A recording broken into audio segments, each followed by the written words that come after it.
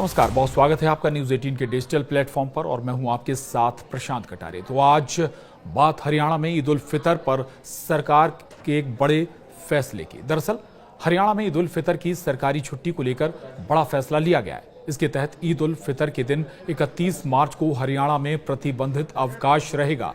प्रदेश में ईद की छुट्टी को अब रेस्ट्रिक्टेड हॉलिडे की सूची में डाल दिया गया है। इसके तहत अब जिसे ये अवकाश लेना है वो ले सकता है और जो नहीं लेना चाहता है वो ना ले।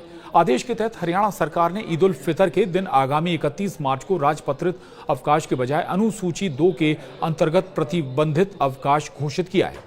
हरियाणा सरकार की ओर से इसकी एक अधिसूचना भी जारी की गई है। हरियाणा के मानव संसाधन विकास विभाग की तरफ से जारी अधिसूचना में कहा गया है कि सरकारी अधिसूचना में आंशिक संशोधन करते हुए यह अधिसूचित किया जाता है कि ईद उल फितर यानी 31 मार्च 2025 को राजपत्रित अवकाश के बजाय प्रतिबंधित अवकाश के रूप में मनाया जाएगा, क्योंकि 29 और 30 मार्च 2025 सप्ताहांत अवकाश के दिन है और 31 मार्च वित्तीय वर्ष 2024-2025 का समापन दिवस है। आपको बता दें, राजपत्रित अवकाश क्या होता है। ये सरकार द्वारा घोषित अनिवार्य छुट्टियां होती हैं जो सभी सरकारी कार्यालयों, बैंकों, स्कूलों और ज्यादातर निजी संस्थानों के लिए लागू होती हैं। इन्हें आधिकारिक राजपत्र में प्रकाशित किया जाता है। उदाहरण के तौर पर इनमें गणतंत्र दिवस, 26 जनवरी, स्वतंत्रता दिवस, 15 अगस्त और गांधी जयंती 2 अक्टूबर भी शामिल है। वहीं प्रतिबंधित अवकाश का अगर जिक्र करें तो ये वैकल्पिक छुट्टियां होती हैं जिन्हें कर्मचारी अपनी पसंद के अनुसार ले सकते हैं या नहीं। ये सभी के लिए अनिवार्य नहीं होती हैं और इन्हें लेना कर्मचारी के विवेक पर निर्भर होता है।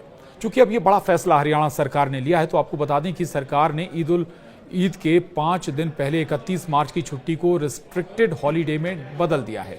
इसे लेकर चीफ सेक्रेटरी अनुराग रस्तोगी ने लेटर जारी कर दिया है।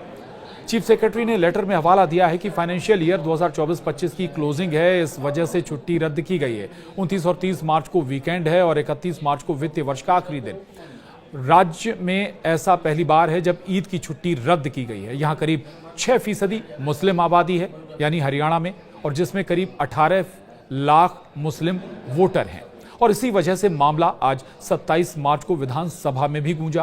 कांग्रेस विधायक आफ्ताब अहमद ने कहा कि हमारा एक ही त्योहार होता है, ये पूरे हिंदुस्तान में मनाया जाता है और गजटेड छुट्टी को रेस्ट्रिक्टेड कर दिया गया है। इधर सीएम ने कहा कि फाइनेंशियल ईयर एंड होने के कारण ये फैसला किया गया है। 31 वित्तीय वर्ष का लास्ट दिन है और इस पर पूर्व सीएम हुड्डा ने कहा कि यह गलत है। पूरे देश में यह हो रहा है। सीएम ने कहा कि इसे सदन में मुद्दा ना बनाया जाए।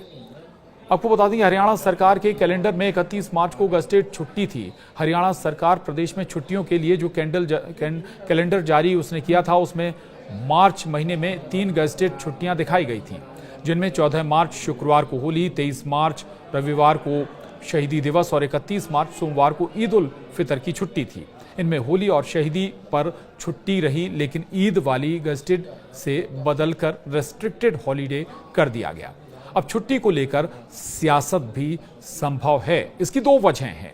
पहला, 8 विधानसभा सीटों पर मुस्लिम आबादी ज्यादा है और प्रदेश में आधा दर्जन विधानसभा सीटें ऐसी हैं जहां मुस्लिम मतदाता निर्णायक स्थिति में रहते हैं।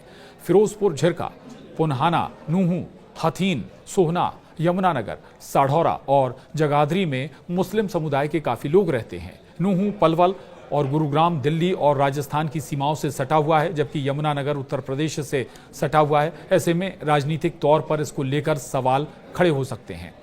दूसरी वजह, राज्य में 5 मुस्लिम विधायक भी हैं। तो हरियाणा विधानसभा की कुल 90 सीटों में से इस बार 5 मुस्लिम विधायक जीत कर आए हैं।